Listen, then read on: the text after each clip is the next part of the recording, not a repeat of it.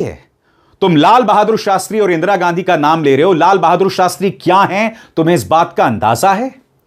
उन्होंने एक समय खाना खाना बंद कर दिया था, मगर यहां प्रधानमंत्री अपने रोड शोज छोड़ने को तैयार नहीं है। तुम्हें थोड़ी सी भी शर्म आती है? कल शाम का ये रोड शो है साहब, देखिए, प्रधानमंत्री अपना रोड शो त्यागने को तैयार नहीं है। देश की जनता को कह रहे हैं विदेश मत जाइए। खुद इसी शुक्रवार को स्विट्जरलैंड, इटली, यूएई और न जाने नॉर्वे, सब जगह जा रहे हैं प्रधानमंत्री। भाई, आप देश का नेतृत्व हैं। खुद अडानी के न्यूज चैनल का यह सो कॉल्ड पत्रकार इस बात का जिक्र कर रहा है। आगे देखिए क्या कहता है, हंसी आएगी आपको। उन्होंने जय जवान जय किसान का नारा देकर देश को आत्मनिर्भर बनने की राह दिखाई। इस अपील को सार्वजनिक करने से पहले लाल बहादुर शास्त्री याद है ना आपको, जिन्होंने कहा था संकट जब आया कि एक शाम भोजन छोड़ दे हम लोग। उनकी इतनी जबरदस्त मॉरल अपील थी कि पूरे देश के लोगों ने एक शाम भोजन खाना छोड़ दिया। क्या मोदी जी की वो अपील है? क्या मोदी जी उसी तरह एक सिंप्लिसिटी का, मितव्ययता का उदाहरण सेट कर रहे हैं? दिन में खुद 4 बार कपड़े बदलेंगे और लोगों को कहेंगे कि लंगोटी में सादगी से रहो। एक चीज और जो खबरें आ रही हैं, अखबारों में भी आ रही हैं कि जो मिडिल क्लास है भारत की, जो बहुत ताकतवर मध्यम वर्गीय है, उसके पास पैसे नहीं है, उस पर ईएमआई का बोझ बढ़ रहा है, उसकी खरीदारी कम हो रही है। तो क्या आपको लग रहा है कि अगर मिडिल क्लास का ये हाल है तो हमारे देश की जो गरीब जनता है उसकी तो पूरी तरह से कमर ही टूटी हुई होगी? तो ये जो मतलब कंजम्पशन कम हो रहा है, खरीदारी, जो आजकल एक हफ्ते में जो गिरावट आती है ना दीपक जी हमारे फॉरेन एक्सचेंज में, वो होती है 10 बिलियन, कभी कभी 8 बिलियन, कभी कभी। तो हम कंफर्टेबल हैं, लेकिन मोदी जी का ध्यान खींचना फॉरेन एक्सचेंज क्राइसिस के ऊपर, आने वाले क्राइसिस के ऊपर, ये दिखाता है कि चारों तरफ से इसके ऊपर अटैक होने वाला है। हर तरह का फैक्टर जो है वो हमारी इकोनॉमी को प्रभावित करेगा और उसमें डॉलर की तुलना में रुपए की कीमत गिरेगी, फर्टिलाइजर और कच्चे तेल की कीमत बढ़ेगी और किसान को परेशानी एल नीनो से भी होने वाली है, कम बारिश के चलते। तो आने वाले दिनों में एक संकट बहुत बड़ा पैदा होने वाला है। और बड़ा संकट। आपने सिलेंडर की बात की, सिलेंडर तो ऑलरेडी नहीं मिल रहा है। जी हाँ, बिल्कुल, मैं क्राइसिस है बहुत ज्यादा। पहले अपने गांव में था, झारखंड में, वहां पर सिलेंडर अवेलेबल नहीं हुआ। कोई नहीं जानता कितनी हालत खराब है, देश की अर्थव्यवस्था कहां तक गर्त में पहुंच गई है। 2 महीने तक भारत के प्रधानमंत्री ने इस विषय पर कुछ नहीं कहा। बंगाल, असम, तमिलनाडु, केरला की जनता के बीच जाते आते रहे, मगर ईरान के खिलाफ युद्ध का क्या असर पड़ रहा है जनता को बताया तक नहीं, भनक तक नहीं लगने दी। वहीं उसी के बीच अपील कर आते कि संकट आने वाला है, बचत शुरू कर दीजिए। आज कह रहे हैं सोना दान करने की जरूरत नहीं, लेकिन लोग 2024 में उनके भाषणों को निकाल लाए हैं जिसमें वे कांग्रेस पर आरोप लगा रहे थे कि जनता के सोने निकालकर एक समुदाय को बांट देगी। अब लोग पूछ रहे हैं कहीं इसकी नौबत तो नहीं आने वाली। कांग्रेस ने तो ऐसा कुछ कहा भी नहीं था तब, मगर प्रधानमंत्री मोदी कहते चले गए और मंगलसूत्र और सोने को मुद्दा बना दिया।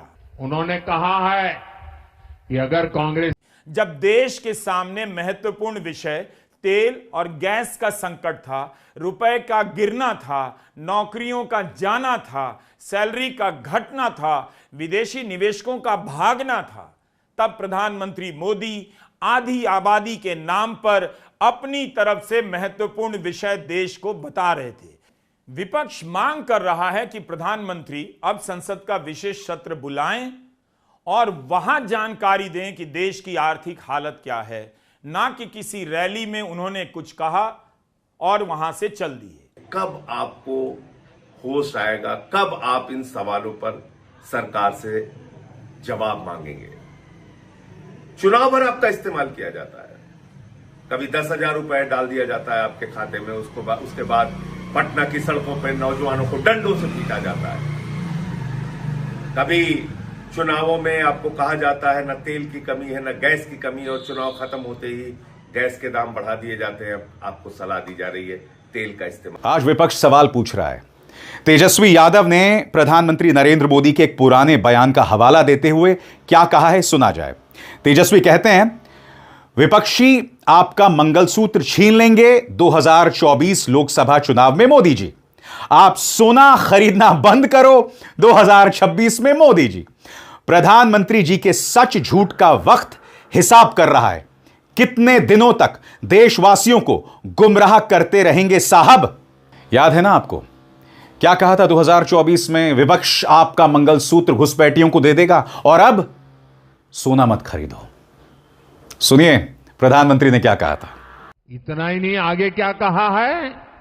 ये जो गोल्ड है बहनों का और जो संपत्ति है, ये सबको समान रूप से वितरित कर दी जाएगी। मेरी माताओं बहनों की जिंदगी में सोना, इसलिए कि आपको दिखाना है, हाथ हिलाना है, ऐसे ऐसे जनता को हाथ हिलाना है, पब्लिसिटी है, प्रोपेगेंडा है, प्रचार है। तो आप ये सब करें, पब्लिक को कहें लटक के जाओ, बचाओ, देश संकट में है, देश हित में 1 साल के लिए अपना सब कुछ त्याग कर दो। लेकिन तुम करो, हम तो वही करेंगे जो कर रहे हैं। जो तस्वीरें आप स्क्रीन पर देख रहे हैं, एक लंबी लिस्ट विपक्ष के नेताओं के बयान पर आने से पहले।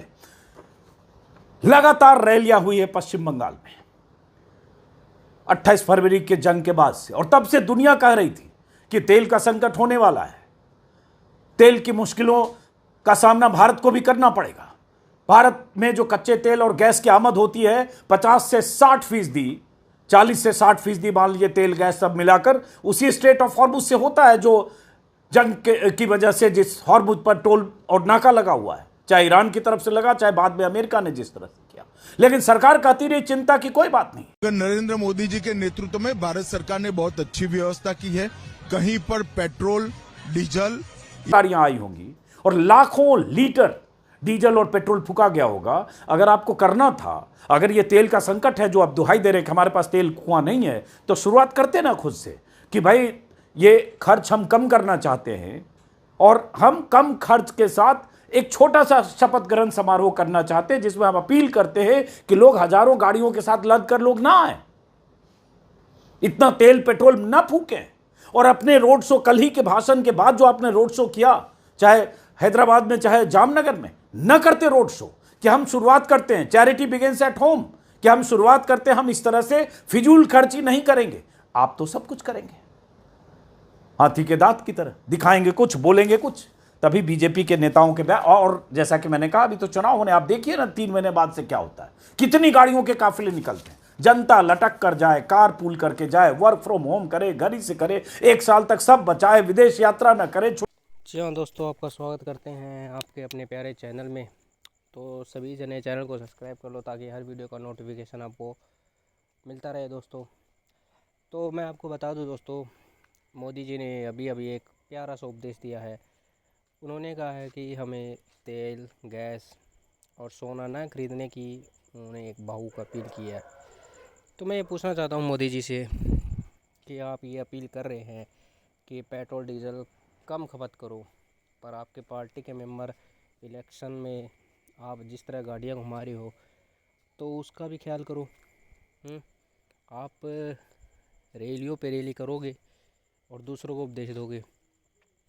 कोरोना को उदाहरण ले लें, कोरोना में भी आपने कितनी रैलियाँ की थी, सबको पता है। तो ये बात किसी से छुपी तो नहीं है, ठीक है। और जिस समय कोरोना थी, रैलियाँ चल रही थी, बंगाल में रैलियाँ थी, सब जगह रैलियाँ थी, ठीक है। और लोग यही कह रहे थे कि बाकी पार्टियों वाले नहीं कर रहे थे, आपके लोग ही जो रैलियाँ कर रहे थे। तो जो ये सस्ता उपदेश है, ये कम से कम आप ये ना दिया करो, ठीक है। तो यही है दोस्तों, इनका सस्ता उपदेश कभी काम नहीं आता। ये एक तरह से जोकर वाली बातें करते हैं, ठीक है। दूसरी तरफ ये बड़ी बड़ी फेंकते हैं, ठीक है। अभी पेट्रोल डीजल ये महंगा करेंगे, गैस भी महंगा करेंगे, आप ये देख लेना। तो इन पे भरोसा मत करना, ये ठीक है। जिस तरह कोरोना के बाद गरीबों की जिस तरह से हवा टाइट हुई है, ये फिर से हवा टाइट करने में लगे हुए हैं। ठीक है, ना मज़दूरों की सैलरियाँ बढ़ी है, ना गरीब तबके की सैलरियाँ बढ़ी है। सरकारी आदमियों की सैलरियाँ बढ़ाने से, सरकारी तो 1% व्यक्ति जनसंख्या का 2-3% लगे हुए हैं, बाकी तो नहीं है सरकारी। बाकियों की तरफ भी ध्यान दो, ठीक है। बजट का 2-3%